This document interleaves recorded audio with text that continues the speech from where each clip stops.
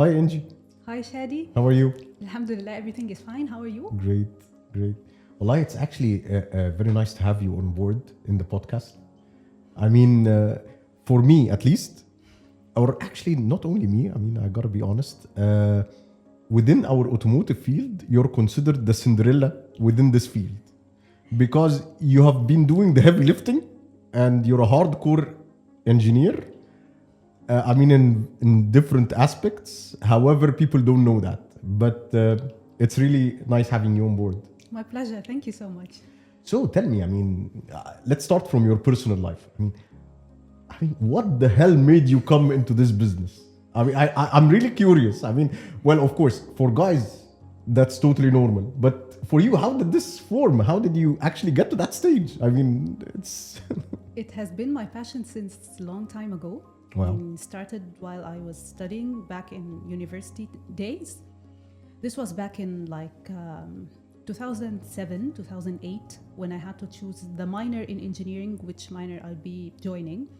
So I was fond of all the automotive theories and design and all the hardcore things that you said about.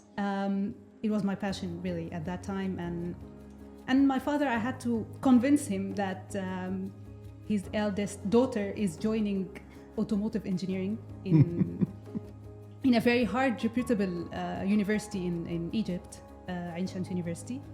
And he was like, why would you do that to yourself? Just like you said, you know. So I told him, Dad, this is my passion.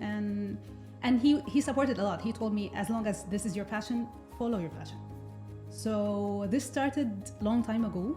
And I never ever regretted. Automotive will be my passion all the way along. Well, it's actually, it's really very interesting. But again, yes, of course, you do have the passion, and I know that. But there is always a trigger. I mean, we always debate about that. I know your driving sucks, but yeah, I mean, that's my own opinion. That's my own opinion. You can keep on saying that you love going on speeds and stuff like that. But still, I mean, you always get lost even all around. I'm little miss lost on the city. Yes, this 100%. Yani, my friends know I'm little miss lost in the city. This goes without saying. The trigger, and it's very funny. I was driving to university one day with an old car at that time, and I found the pointer of the overheating flashing on the car, and I don't know what to do. And then I had to park the car on a highway at the side just to figure out what's going on and why is this pointer saying that there's something wrong. That's overheating. Yes. And at that time, I had no idea what's going on in a car and why should a car go overheated. So I parked the car and I waited in the street for anyone just to help. And then people started helping and I was like, this is really literally what triggered me. Why do men understand and I don't understand? Why? Whoa, a feminist. So yeah, not that much, but why do people understand and I don't, and I know nothing about something that I drive, about something that I love. Usually I love cars, and of course I love my cars. So I had the problem solved, and then I decided that I need to study this to be professional, not only to know the concept and that's it. No, I want to know it in deep details technically. So a year after, I decided to join mechanical automotive engineering. And of course, this wasn't easy for my family, first of all, for my dad, for my mom, who kept convincing me to change the whole engineering thing till the last day of me graduating. And my mom is telling me, this is so hard, and why did you do this to yourself? And why don't you join your friends in other universities that are much more easier, much more feminine? So I was like, no, I'll stay a feminine, but I want to be an engineer. I want to be an automotive engineer. This is my passion. So, and it turned out that to fix the car, I had to go myself to the garages or workshops or whatever it's called, because it was an old car that time, so no dealership. So I went and I stood with the technicians and to fix the car, and I turned out to be very well known after that, because I used to go regularly until I sold this car. But yes, this is what triggered me, my car. and it got overheated, and that's it. Well, going to the next point, which is actually, again, same choice. I mean, because you chose the automotive major at that time. I know, as a matter of fact, like, for example, you're a very well talented singer, and even your friends and colleagues, some of them even don't know that.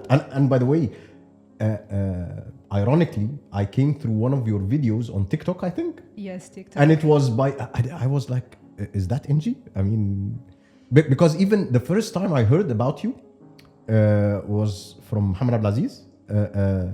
And I know that he was your professor at Yes, those days. But ironically, he does not know anything about this. Exactly, but He that's does the not thing. know. Yes. So the first thing, and I think one of the companies that I knew my friends were working with, and they were looking to hire someone within the service capacity after sales.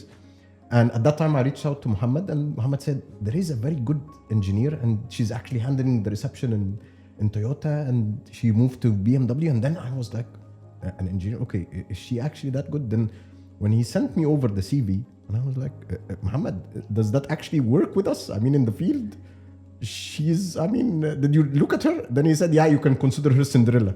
She's the one doing heavy lifting. Don't be deceived. She actually works even better than guys. Pleasure to hear so. But I mean, how do you balance between your hobbies, talent, and still working in a very hardcore industry like the automotive field, and you're even in the service side, which I personally consider no, it needs a lot of work. It needs a lot of reading. You need to be very well updated. Of course, I mean, again, I'll leave you to walk us through. I mean, how do you actually balance that? Being in the service field is very challenging because, as you said, you have to be updated. You meet customers every day. You meet angry customers every day. You face problems with the cars every day, and you're supposed to handle all of this in no time. So, but again, going to the first point, because this is my passion, I do it full of love, full of passion. So, however, it is hard, but at the end of the day, being among customers and this before and after, when before the customer comes and he's very frustrated with the car, with the dealership, with everything, and after, while delivering the car, and this smile on the face and this thank you, even if thank you is not said, but you can read it in the eyes, this is a priceless moment for me.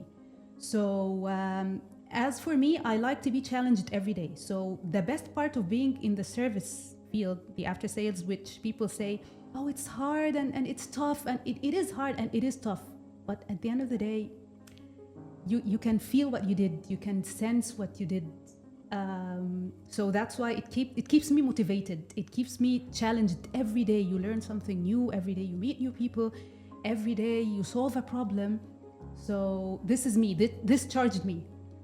As for my talents, I consider myself lucky because having a talent, I think it's like a gift from Allah. So I've been gifted this nice voice talent. So whenever I feel stressed, whenever I feel burnt out, this is my stress relief. Wow. I go out singing. I go out just it like makes me back again on track, back again charged. So this is my balance actually. But I bet you got some offers to actually do it professionally. Okay, let's say that this is the first time I'll announce this. I never said this before. I got an offer. This was like 3 years ago, I guess. Official offer that you will sing and they will produce me an album. Wow. And it, by the way, it was in the opera, so it was very nice. But I never thought of leaving the engineering for the singing thing. Yani, the singing is a hobby, but it won't be my main job.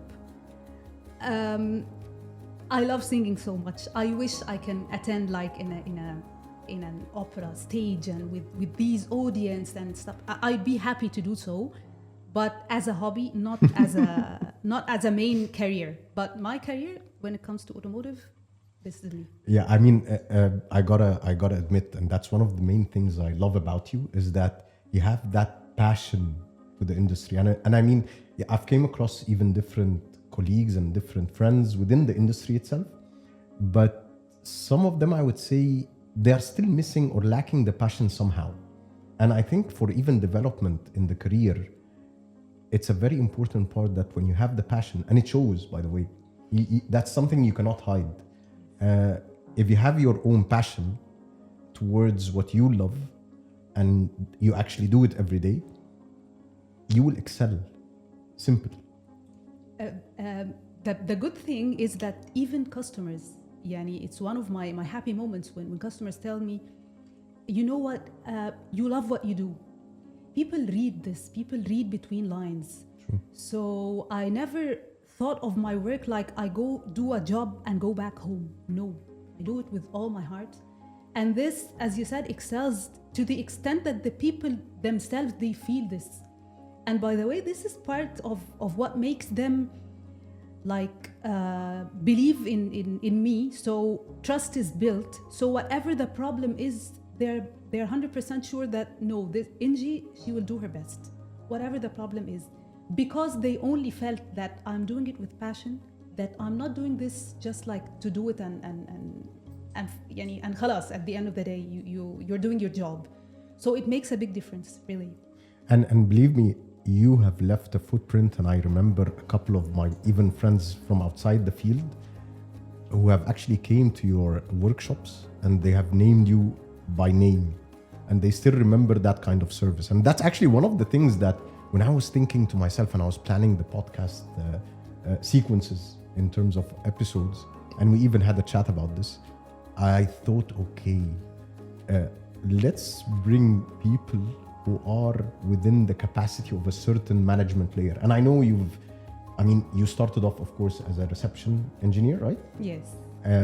With a mass production brand, then after that with a premium one, and then you Luxury. you took off in the premium brands, which actually I would say it's like BMW, and it's on BMW, and recently even within the VW group, Audi and The Audi Porsche.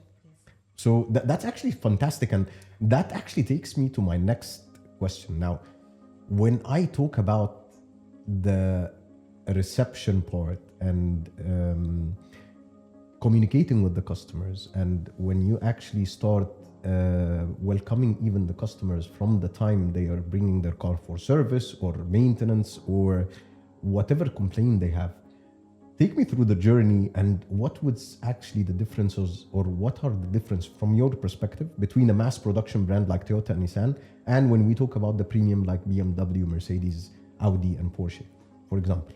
I mean, walk me through the journey which you went through. Okay, let's start with the mass production. And that's after you graduated, right? Yes, right after graduation, I joined Toyota. And a fresh graduate, no experience how to deal with people, though I was there like a trainee while in university times, but it's the first time for me, the first job. So, and you're responsible for a person's car, his safety, his life. And so it was challenging, but still this passion thing is the thing that keeps the ignition on in terms of automotive. So I sat with myself just to think about how will I get to gain the trust. And I believe trust is the key in the reception. When it comes to dealing with people, to dealing with customers, it's all about trust. If it's not there, khalas, everything is done. So it starts from the body language, from the hi that you say, that hi, this is NG, and what's your name, and why are you here, and would you have something to drink, and stuff like that. So the main difference is between mass production and premium and luxury brands. Mass production, it's like all the way busy. So the customer has a limited time, a very limited time, a narrow limited time. So you've got to do this quickly. Mm-hmm. So there I started using a stopwatch, even just to train myself that I have to finish quickly. That's actually it's very creative, by the way. Because what shall I do? Because at days I received like 30 cars plus. And you have to follow up with every single one. updating even the customers and following up with the, with the workshop inside. and the team. I have to manage time. So time management, by the way, also is another key besides trust, but still I had to manage. So I used this hack of the stopwatch just to monitor myself and the time with the customers. So I reached like a best scenario that we break the ice, we discuss what's wrong or why the purpose of the visit.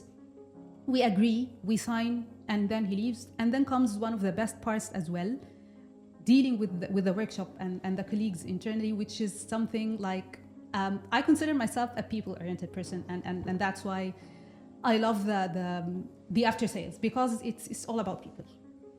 So how will you get the team engaged? The story that you tell, the customer's car and the customer's complaints, and when you do it also again in passion, but not passion with the customers, it's passion with the team. Sometimes the team, they are not motivated, we are overloaded, we are stressed, and this goes by default in the industry. So one of the main differences, or one of the things that I prefer, keep the team engaged, make them a story, make them feel what the purpose of what they're doing. When the customer receives the car, just tell them the guy says thank you guys. This makes a great difference. So that's why not only we keep the customer engaged, but you keep the team engaged as well. So it's about the story that you tell for the customer and for the team. So for mass production, we had this challenge of the time that I am limited in time with the customer. When it comes to luxury brands or premium brands, it was a completely different story because I wasn't used to it. It was my first time. I bet you had like a culture shock when you went in BMW right away. It was completely different. Like in Toyota, I mastered Kaizen and how you always want to do things, enhance the process and make it different all the way, and it's dynamic. When I shifted to BMW, it was like, pause. We need to reset because we are starting something completely different. The standards are also different. Yes, the standards are different. Customers are different. The process is different. And you should spend a lot of time with the customer. Exactly. So and you really spend time. And in fact, you have to really give it the right time. Exactly. It's the customer journey itself is totally different. It's completely different. So I had to like make a factory reset for my mind with this stopwatch thing. That no, I have time with the customer, and for me, this was brilliant because I love spending time with customers for the journey, for the customer experience. So it was there that I had to sit with myself again and set new standards to the scenario that will go. Like it's not only hi, this is me, what's wrong with the car, thank you, and we agree and khalas. No. We go to the car, we do reception at the car, we lift the car, we have a look. It's a completely different journey. Very interesting because it triggers the inside engineer. So back to the technical side and how people who are non-technical, to get them engaged in a technical thing. Sometimes I felt like I'm a training of a trainer or like a training to someone who has nothing to do with a car, especially if it's a lady. Yeah. And she knows nothing. She only knows that we switch on the car moves. If the car does not move, then she's stuck. So it was very interesting to engage. Again, I like using this word so much, to engage the customers. What are we going to do with their car? With their vehicle, that they bought the vehicle to support them, but at the end of the day, sometimes the vehicle is not working or they are stuck, and they come to the service center just to help, and they think that we will finish in no time because we're the dealership and we're the engineers and we can do it like that. So how to get them from that we can do it like that to it will take like days, sometimes it will take like weeks, sometimes he has to. We have no idea how long it will take. Sometimes it takes time. So how to convince someone who's coming just to knock the door? Hi, my car broke down and I need it right now. This is very challenging. This is very interesting, and like I have lots of stories to say, Well, that's going to tell us and Yes. take us to the next part, which is the storytelling.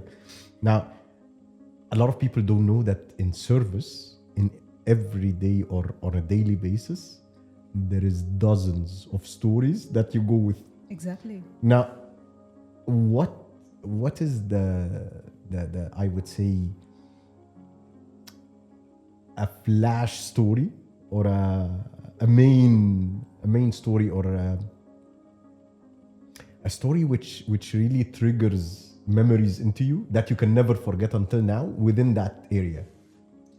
I have lots of stories. But give us in the let's say, I mean, specifically within the mass production and within the premium, because those are It's two completely different Yes, two different it's aspects. really completely different. Like in the mass, I'll never forget this.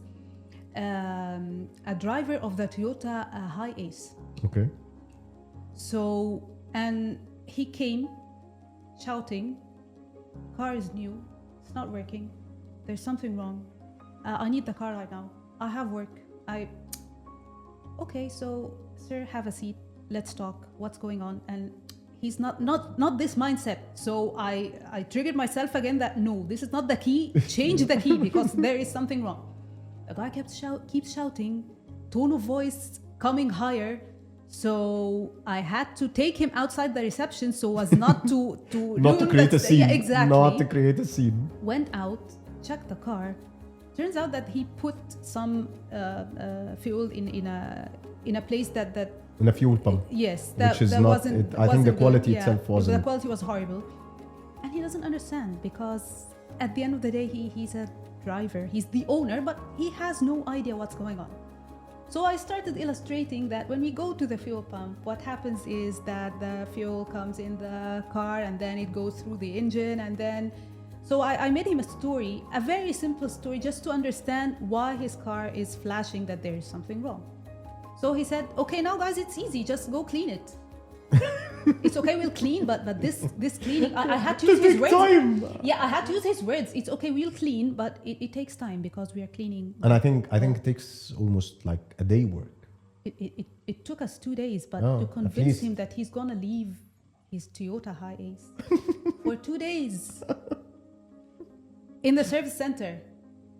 So I spent a lot of time. I remember this guy. I'll never forget him because it was like you have to leave the car. I No, bet he want didn't the want to car. go You home. have- Exactly. He literally wanted to stay. I wanted to finish the car on the same day because at the end of the day, I can put myself in his shoes and I know how important the car is. But at the end of the day, I tried to make him put himself in our shoes to the extent that I took him to the workshop. Just come and have a look. This is how the operation goes. Your car will stay here. This is what we will do. Meet the team leader, meet the workshop engineer, when again engagement. When people see this wasn't familiar or wasn't a standard in mass production to take the customer to the workshop. It's familiar in premium brands. Yeah. It's very familiar in luxury brands. But doing this in a mass production with this amount of cars that you receive every day, It's but not the use sometimes case. No. exactly. But sometimes it's not about the rule. It's when will you leave the rule or will you jump to a different step that When you will have to take a different path in order to solve the customer's problem. that's it. I think that's This the is key. it exactly. So at the end, the guy left convinced that he has to leave the car and we have to take time and that he's in safe hands and that he will receive his car in a good condition to be able to continue his work.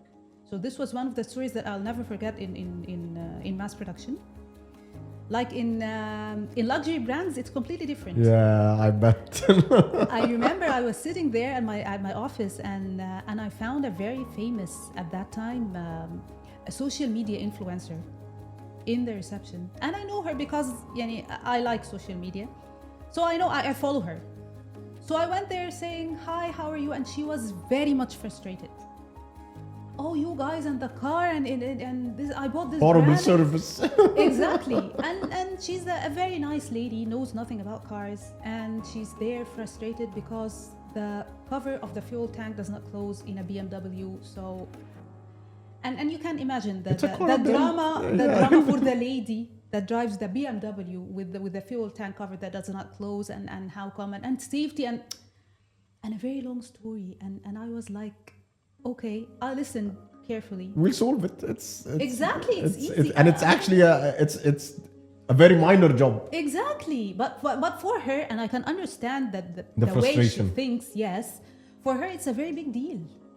So I listened carefully, and then I told her, okay, now listen, let's go to the car. And we went, and I showed her that it's easy, and we'll do this, and this is the part that we'll replace, and it will take time, but let's check if the parts are here or not, or so. And then she started getting curious, like, how do you understand deeply like this, and how do you know? And I started telling her that, look, I like engineering, I studied engineering and stuff like that, and she started even telling me, but you don't seem like someone who's this hard worker, or like someone who's of an engineering background. You're a lady, you're fashionable, and Now you understand why I called you Cinderella, because Yes. you are doing the heavy lifting. However, you don't seem like that.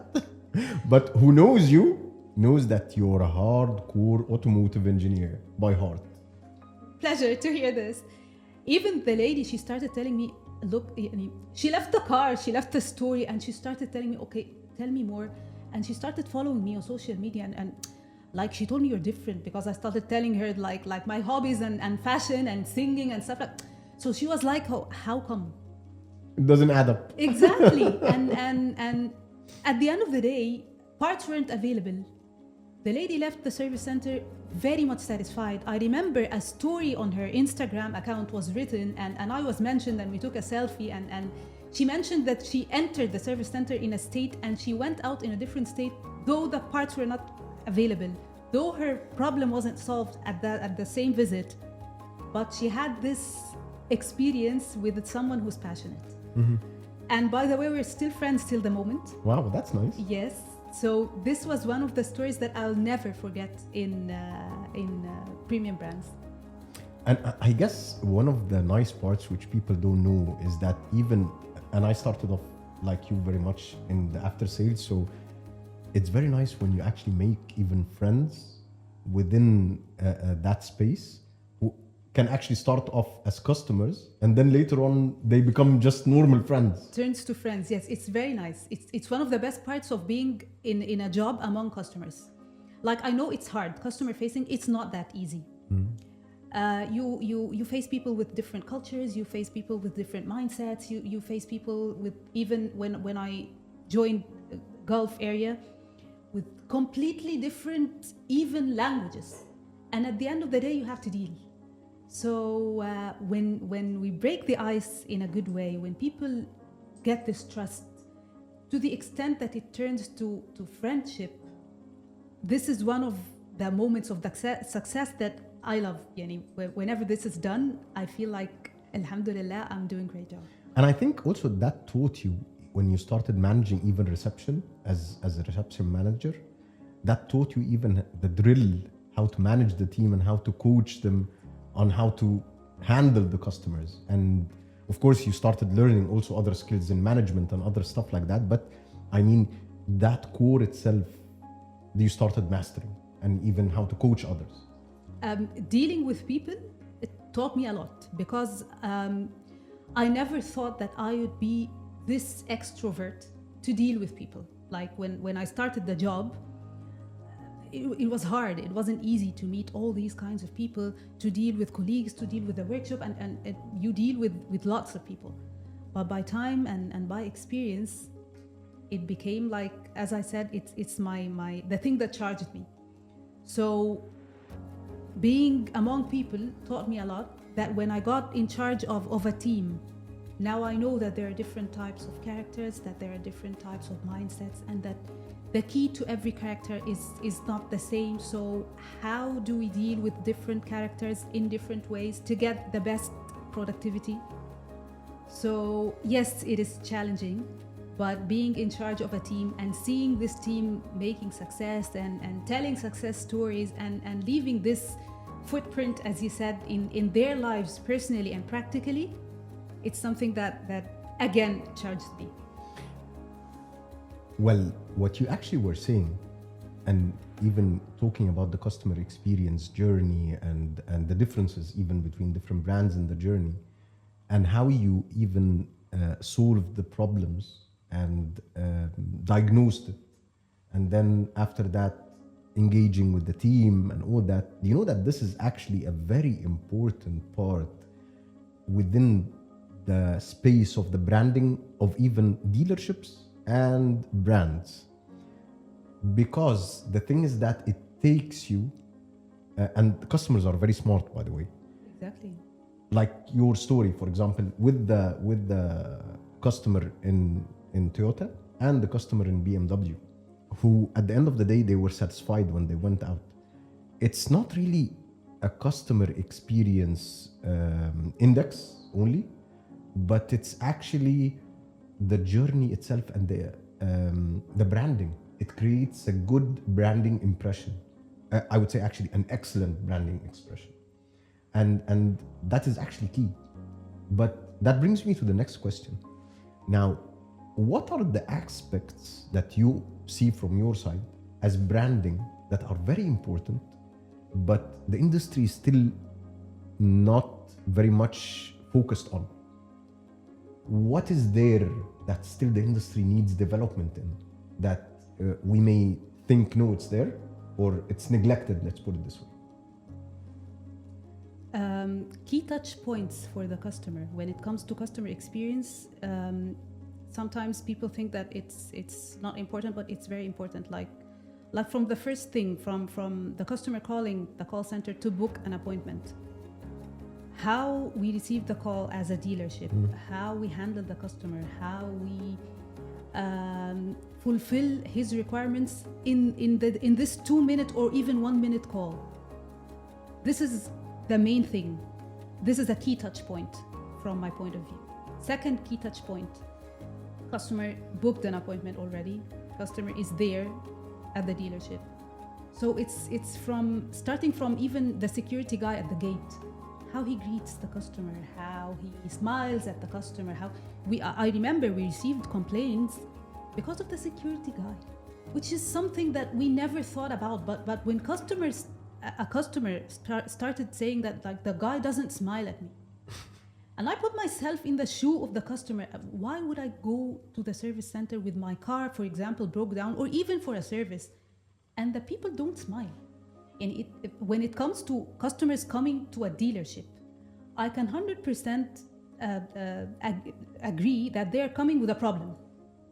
Even if the service, he would have spent his time with his family or with his friends or chilling, and not go to the service center. So it's a pain point for him to go to this place.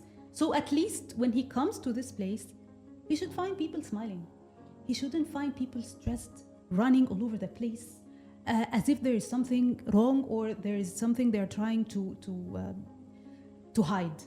So the environment in the reception, the environment starting from the security guy who says hi or who opened the gate. From the gate, yeah. Yes. So second touch point, security guy. It's simple as this. Third one, information desk, and this is very important. People should be, as I said again, happy, willing to show at least. And when you say people, you mean the receptionist? The reception, yes, yes. So all touch points are important. I'm just listing them in details. So then we come to this reception and hi, how are you? And with a smile. With the greet and like the normal steps of. Exactly. Waiting area.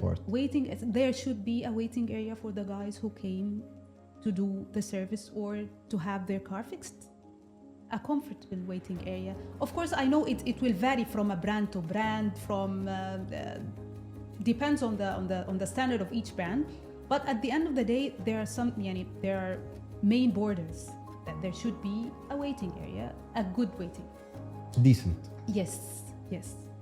Then comes the best part, or because it's my part, so the service advisor part. Like the customer, he meets the service advisor and they go to the car together to discuss at the car. This is very important. Like I believe 70% of the sales is done when the customer is with the service advisor at the car. He sees his vehicle, you pinpoint to the things that need to be replaced. Even if you're cross-selling or upselling, this is the place where you can grab his attention to the importance of what you're trying to sell. So I believe that this is the core part of the whole process, being there with the customer at the car, then coming back, doing the agreement, leaving your contacts, taking customers' contacts. Then comes a tricky part where خلاص, it's the service advisor's role to deal with the team. Now, how the service advisor understands that these people at the team, they are always busy, they are facing problems, they know nothing about the customer, they don't see customers, so they lack the thing that people show appreciation. That's why I like engaging, that's why I like putting them in the journey since the customer came. That's why when the customer received the car, I close the loop again that like, guys, customer says thank you, even if the customer doesn't say thank you, but when a customer tells me thank you, it says thank you for them too. Exactly. Because they it's for the whole team. Exactly. So when they feel that what they are doing and all the stress they are going through makes sense and is of value, and it's appreciated by the customer. Exactly. So if they don't get this, sometimes I used to call the workshop engineer or the team leader or whatever we call to meet the customer, just to make the customer see who is the person who worked in his car and to tell him thank you face to face. I believe in this human to human thing. I have this mindset. So when it comes to the workshop team dealing with the machine, I know it's hectic and I know it's very frustrating, especially they are facing problems all the time. And sometimes they're living on the problems. Exactly. Sometimes it's problems like we need to solve this right now. Like leave this and come and help this and go. So yes, how we'll handle this? How we'll handle this, though we are stressed as well, because we are meeting customers who are shouting, we are receiving calls with shouts, we have meetings, we have emails to we reply, we have warranty, we have. But at the end of the day, it's how will you make it fun? How will you make it easy? Not just how will you keep piling tasks all over your head, all over the team's head, and then at the end of the day, we end up like messed up. That will actually take me now to a very important part, because back in the days, and I'll touch in a couple of points, starting from the customer journey. Back in the days, we only used to rely on the service advisor. Of course. And he's the one who takes all the blame in the world. Exactly. However, now companies have realized that and they started distributing that load along the journey itself, which actually solved a lot of issues. I have to admit that. And it's still, I would say, work in progress, but that's key. The second part is actually companies also started to realize that even the systems and technology, that dealer management systems and their ERPs is actually very important. I mean, back in the days, again, because I come from the old era, where we used to do job cards and write them by hand, and then start going in and out, and then you lose the job card for some reason. And then you reprint the job card and try to remember what was written in the job card. Exactly. And then the spare parts receipt that needs to be there, and you have to staple it. Yes. And it was a nightmare. And believe me, some of the cases I used to lose the spare parts, and then the spare parts guy says, "No, I gave it to you, man, but it's not there." Anyway, that's a long story. But that takes us now even in the digital transformation journeys, which even a lot of companies now have realized the importance of that. Because not only that it makes the journey easier, but it actually enhanced productivity big time. Yes. Even the team's collaboration and communication between each other. In the past, again, the job card. You used to take the job card by hand, put it in the car, and then when it goes there, you want to add something, you have to go there Written inside. And sign Nowadays, and you have the mobile app, you just put it, and then the technician will have it as a notification, and voila, it's there. Thanks to the technology, really, because I witnessed part of what you're saying. I witnessed this all paperwork and all its hard copies, and it was very frustrating. It was really very frustrating. But yani, I'm thankful and I'm grateful because this taught me a lot how to document and buy time, and it was good. Yani, for me, it taught me a lot. How to document by time and date and what happened and stuff like that. But at the end of the day, it consumes a lot of time. So when things started to go like, we call it like this go green, that no more hard copy job cards, it's all like soft copies. It's much easier. No more wasted time like writing and stamping and stapling and all of this. It all goes smoothly. Exactly. So yes, it saves a lot of time. So now you've got much time to spend with customers. But by the way, that actually created a lot of other challenges in the back end with the IT guys. Don't tell me about it. Don't tell me about it. These IT guys, they're my friends, but whenever we need support, it's really urgent. It is really urgent. For example, if I cannot print a job card or say upload a job card, how will work start? And it's an urgent case. And the thing is, when you get these people engaged, it's harder a lot of times than when you get the workshop team engaged. At least the workshop team, they know what we're doing. IT guys, I appreciate them a lot, but sometimes they just feel like, okay, we have time. I'll do it in 2 hours. I need it. I'll deliver the car in an hour. 2 hours. How come? I'll tell you how this works, because honestly, I mean, I've went from after sales, then sales, and then long journey. However, I work in one of the largest dealer management systems, and I mean, it's no secret. It's actually Proaxia, which I actually consider one of the pioneers in that area. And engaging with a lot of IT teams across different dealerships, I have to say it's not an easy job. So again, I used to be very frustrated like you, but after I saw what's actually being done in the back end, no, it's an enormous amount of work. They try to convey the message and pass it, okay, we will try to do it. But technology, it's not the like one button you press and it gets sold. This is the biggest challenge. In a lot of cases, they have to do same like when you're also trying to diagnose, they have to go step by step. Yes. Because, okay, let me be very realistic on this.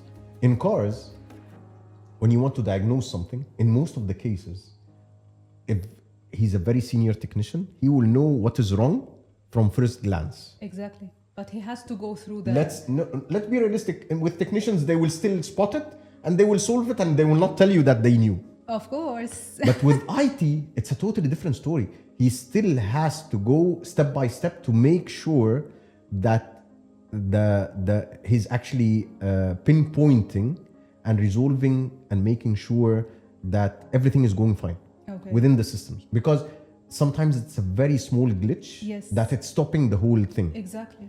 And believe me, I've seen it. Some of the companies even can stay for up to like a couple of days trying to solve something very minor. And believe me, I don't want to even give you examples, but I've seen even a lot of cases like that. And that is even one of the key reasons, by the way, that companies or dealerships, when they are going to use a system, they go for a native integrated systems together. They try to actually avoid much integrations, and especially if the systems are not speaking in the same code languages.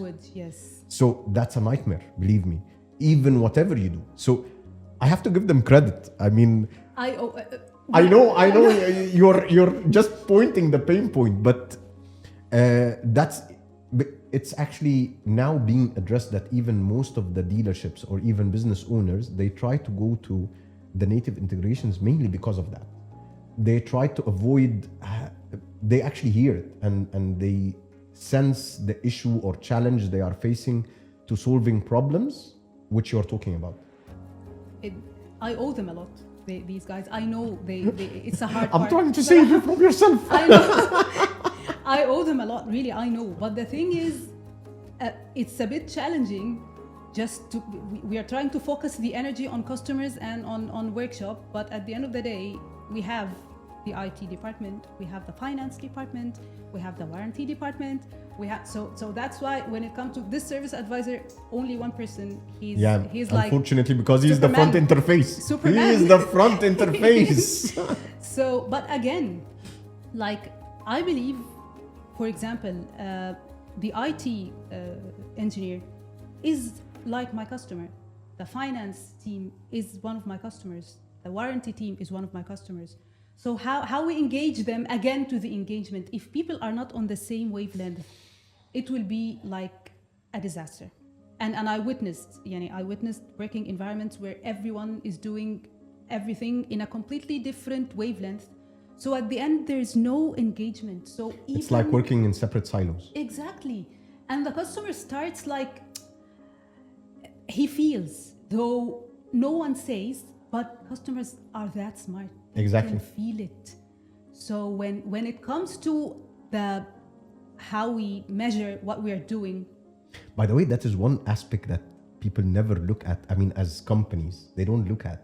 They don't understand that even the customer gets the culture, or he understands how actually that company's culture is working.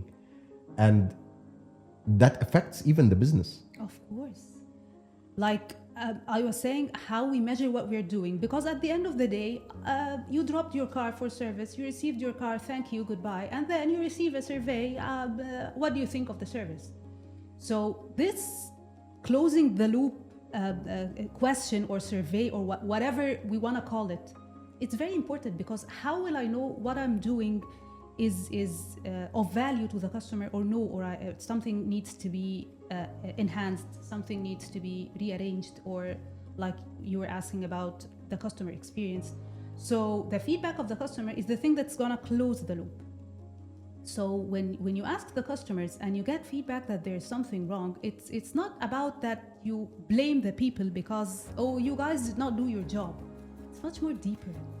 And here I go back again to Toyota and the Kaizen mindset and this Genshi Genbutsu thing, like it means go to the place and see.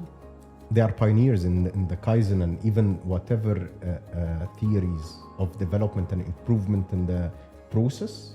Toyota I do the owe Toyota them a way. lot. Yeah, The Toyota exactly. way. This is the thing. This is what I carried with me from the mass production to the premium and luxury. How you dig deeper to know where's the problem. It's not about okay, then it's the service advisor's fault and done. No, it's not like this. Especially nowadays, customers are very smart. So they can tell, we received complaints that are written in a very professional way. Like the guy knows, the customer knows that, and he stated as well, it is not the service advisor's mistake. It is 1, 2, 3. And the customers, it's very well known.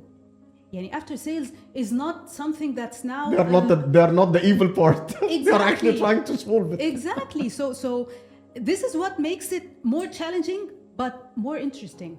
Because when the customers understand every single aspect that you're doing, then now you've got to work on every single aspect, not only one aspect. So again, you get back to analyze where the gap is. I don't want to I don't like to use the word mistake or the word something wrong. I always say where the challenge is. So it is not always the service advisor. It is not always the workshop or the team at the workshop. Sometimes it's the reception area. That's why I was telling. Sometimes it's the washing area. They did not wash the car in a good way. Sometimes it is the phone call of booking or of even following up for the service. Sometimes it is not receiving a feedback on the status of the car. And of course, several times it is parts availability and parts are not there and how long will we wait. And so it's complicated. But at the end, it's challenging because we have to use this and implement on real life. It's not only putting plans and saying action plan, we will do 1, 2, 3 and everything will be fine. This is like theoretical, but when it comes to actual real life, it's how to implement what you think of. So, and this is the most challenging part. And this is why, by the way, I love and I'm fond of after sales. It is how you implement. I'll tell you a funny story. In one of the companies I worked with, they actually had a PlayStation. At that time, PS4 came up. Was like and the manager there just came up with a crazy idea. Let's put a PS4. So there was in that company a group for a certain model, and the guys actually started coming in batches because the guys already know each other in the group and they have the cars within that same model. they started coming to actually play together in teams. You know what? That this is. And it was a really innovative idea. We could use it in like marketing campaigns, and this is very nice actually. It Mahad, happened like it happened that is organically. the thing. But we can you make use of something like this for a marketing campaign. Or? That's what I was talking to you about branding. There is a lot of ideas, innovative, and they might seem very simple and out of the box and crazy, but believe me, it does leave a great impact on the customer experience and how the loyalty itself, you build that loyalty to the brand, and not only the brand, but even to the dealership. He might even change the brand, but still want to stick with that dealership because he knows that is the standard of service that he's getting. Exactly. I 100% agree. It's how you trigger the customer and make him feel that he is attached to this brand, he is attached to this place when it comes to dealership. So people usually like to feel like they are in a safe place and that they resemble the environment or the surroundings. So when they find like marketing campaigns and not only campaigns, even the posts on social media, even the place when they visit, that as if it's something made specially for them, they get attached, even subconsciously, in subconscious mind. Yep. So this is what makes them, I'll sell this car and I bring the next car with the same brand because I have something to this. You know that people buy emotionally. So the thing is, this emotions that I create from the first moment, from firstly while I was selling the car, coming to while servicing the car, coming to reselling my car, lots of small things. That's why I believe in the role of branding and the role of marketing, that we have to keep focused, we have to keep studying. How do customers change? What do they need now? How they were in the past and what's different today. So today customers like something that's tailored for them. How to do this while you're facing the fast-paced environment of the after sales? It's a very big challenge, but at the end of the day, if you have these details, if you have this sense of details, like for example, I used to contact like top management or the marketing team just to give some tips of what I see, of things that people like, of how we can enhance the way we communicate with customers, not only in the service but also generally as marketing. So it is very important. There is one very important quote. The customer buys the car or visits the showroom once or twice. Okay. But he actually visits the workshop more than 10 times at least in the lifespan which he's owning that specific car. Because bearing in mind, he services or maintains it every 10,000 kilometers, approximately. In the past, it was even every 5,000. So he used to literally live with us every couple of months. Whenever the customer is not there and we had this kind connection, I used to call him, I haven't seen you for a couple of months. Yes, Come exactly. on, man. It happens. We missed you. It really happens. Yes, some customers, yes, they are literally there every week or 2 weeks. And the reason why I'm mentioning this, because it has been neglected in the past or overlooked, the dealership brand awareness versus the brand itself awareness. Yes. Or the car brand. In a lot of cases I've been through, even through my career, is that sometimes companies, they overlook that. They forget that you don't just have to go with the brand in terms of automotive as guidelines. You have to build your own identity brand in terms of the automotive group which you're actually representing, because the automotive group loyalty customer, it will actually drive even the brand accordingly. Exactly. And I mean, we can go a lot of details in that, Yes. but that's even a different It's a rich story. topic, yes. Exactly. I mean, but it is actually a very important part or aspect. Not all the companies, I would say, are focused on. 100% agree. 100%, and it's very important. Again, it's the customer who gets attached to the place, like he gets attached to the car, and he might change the brand because only the dealership Yeah, changed. I've seen that. 100%. That will take me to my surprise last question. I was actually thinking, what should I ask you at the end? But then I thought to myself, I mean, I know you quite well. At least I think so. And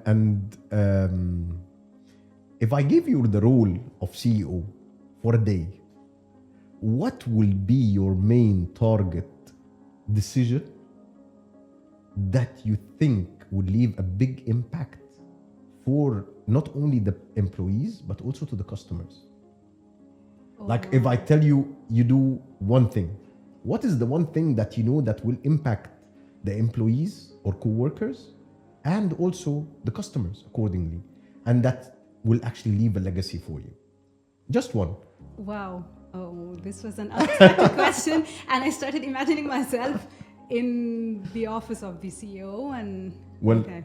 Try to skip the CEO's office. Okay. Okay, and try to skip that you will get a nice treatment. Okay. And coffee coming to you. I mean, exactly. just go back to the same office I'll boy go back who to the same bring office, you exactly. the coffee. Okay. Imagine it's the same office you're sitting and we're just giving you the title for 1 hour. Then just forget the day. 1 hour, one decision. I'll choose to make it tailored for both the customers and the team. So I'll go for like flexible working hours, 24/7. Wow.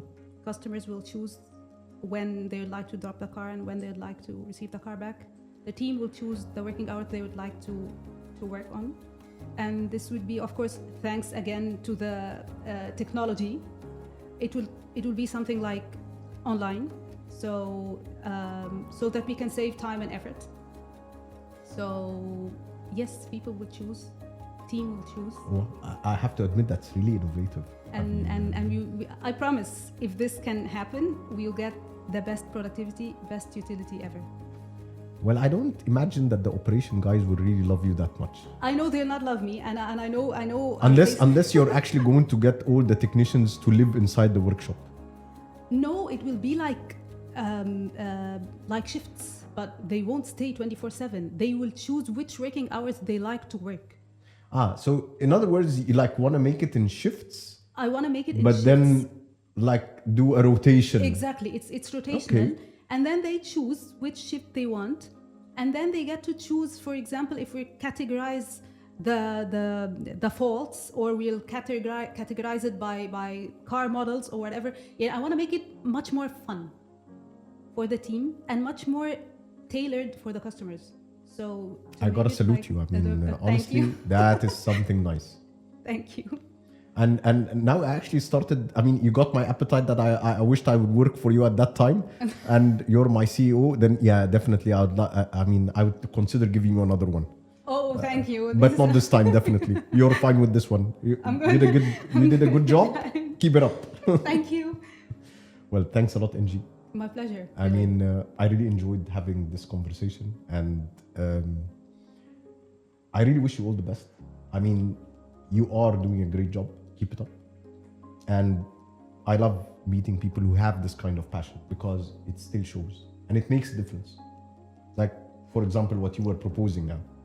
Thank you so much for giving me this opportunity, and thank you so much for being like, I've never told you before, but in a way or another, you're one of my mentors, really. Wow, thank you. I mean, it really means a lot to me, but I mean, I never thought of it this way. I never told you before, but really, your persistence and your mindset and how every conversation really adds a lot. So thank you for everything. Thank you for giving me the opportunity, and thank you. Thanks a lot, Angie. Thank you.